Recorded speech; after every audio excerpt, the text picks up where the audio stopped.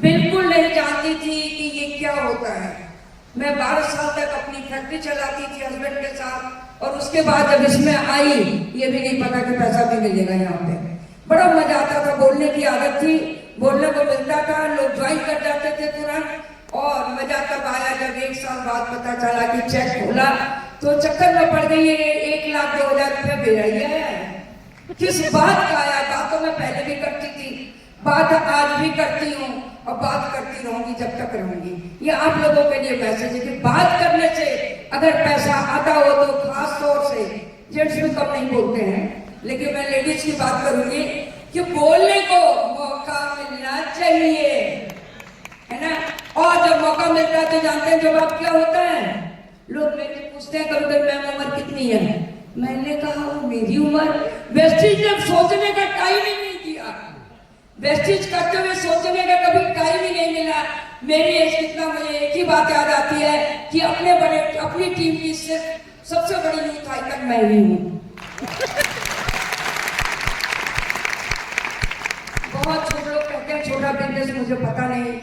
जिस समय मैंने ज्वाइन करने का शुरू किया, मेरे फादर मुझे बुला के बोले पापा की बेटा डायरेक्टर ऑफ इंडस्ट्रीज की लड़की यहाँ के क्या कर रही है, लोग क्या कह रहे हैं। हमने कहा पापा कुछ भी करूँ, कुछ गलत नहीं करूंगी जो आपका नाम खराब हो। जिस दिन लीडिंग लेडी बुक मैंने ले जाके उनके आगे रख दी, उन्होंने मेरे सिर पे हाथ रख दिया। बेटा मुझे पहले ही भरोसा था। मैं सिर्फ 2 लाइन और बोलूंगी लेडीज के लिए, क्योंकि ये जानते हैं अपनों का सबको प्यार होता है। तो जो मैं फीमेल हूँ, फीमेल को चाहती हूँ आगे बढ़े, क्योंकि फीमेल की एक प्रॉब्लम बहुत बड़ी होती है, जो कभी ये मानने को तैयार नहीं होती कि पहली बात मैं कुछ कर सकती हूँ, जैसे कट गई, हालात से समझौता कर लेती हैं। दूसरा, वो सोचती हैं कि हस्बैंड से मांग के ही मेरा अधिकार पूरा हो गया। लेकिन तब उन्हें समझ में आता है जब मैके से उनका भतीजा आता है या कोई आता है, जब पूछती है कितना दे दूं, और ये बैठे हैं लोग बुरा न मानेंगे, जितना मन करे उतना दे दो। और वो खूब समझती है, आंखों में आंसू भर के जाती, अरे क्यों ऐसी नौबत आने देते हो? वेस्टेज इंतजार कर रहा है सबका, वेस्टेज इंतजार कर रहा है कि हस्बैंड के भतीजे को भी 50,000 देने की हिम्मत रखो। और लेडीज एम्पावरमेंट प्रोग्राम रांची में हो रहा है, दीपक सर है, आज मेरी टीम आ गई है, मेरी सीधी है वहां पे। लेकिन मैं ये कहना चाहूंगी सबको, कोई भी लेडी मुझे हाथ उठा के जरा हाथ ही खड़ा कर दे कि क्या लेडीज को एम्पावर करने की जरूरत होती है? होती है। जब अपने पे आती है तो घर को क्या बना कर रख देती है, कभी होती है जरूरत। इसीलिए कहते हैं कि अपने को पहचान के जहां से कट गई है वहीं से शुरू कर दो, जहां से कट गई है वहीं शुरू कर दो। मैं 1-2 लाइन और बोलूं। मुझसे कहा गया मैम लेडीज के साथ लगी रहती है, इनके तो बहाने नहीं खत्म होते हैं। मैंने कहा ठीक है जेंट्स ले आती हूँ। कहाँ से लाऊं?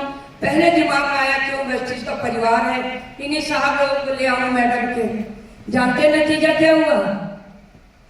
कुछ दिन बाद आ तो सब गए मेरे साथ मिल के बात करके। कुछ दिन बाद जब मीटिंग मैंने शुरू की तो लेडीज ही गायब, साहब लोग बैठे हुए। हमने कहा मैडम कहाँ है? बोले हमारा बहुत हो कर देख लेंगी।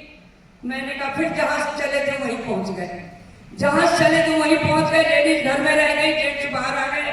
तो मैं कहूंगी भरोसा खुद पे करो, किसी हस्बैंड पे मत करो, किसी जेंट्स पे नहीं, खुद पे भरोसा करो। जो एक लेडी कर सकती है, नौदुका कर सकती है, वो कोई नहीं कर सकता। Thank you so much. Achievement एक ही शौक था विदेश यात्रा का बहुत बड़ा। सोचती थी कोई ऐसा घर का जाएगा या कोई मेरे परिवार में से कम लोग बाहर थे, सोचती कभी ना कभी तो मौका मिलेगा ही कोई। लेकिन जानते वेस्टीज ने ऐसा सुना बाली सर ने कि अभी जाने के नाम पे जब आता है कोई इन्विटेशन तो लगता है थक गई जाते नहीं, बोलना नहीं चाहिए। इतनी जगह जा चुकी और अकेले नहीं, हम दोनों गए, हमेशा हर जगह हम दोनों गए। एक चीज और मैसेज दे देती हूँ, पता नहीं वेस्टीज आपका वो परिवार है जो आपका अपना परिवार नहीं होता, जिसको बिल्ड करने में आप इतनी उम्र लगाते हो। जब मैं उस कंडीशन में आई, जब मुझे लोगों की जरूरत हुई, परिवार हट गया। लोगों के फोन के इंतजार करती रहती थी और फोन नहीं आते थे। तब जानते क्या हुआ? वेस्टीज के हजारों हाथ, हजारों हाथ इतने प्यार से बढ़ के मुझे पकड़ने के आज मैं आप लोग के सामने फिर अपनी यूथ एम्पावरमेंट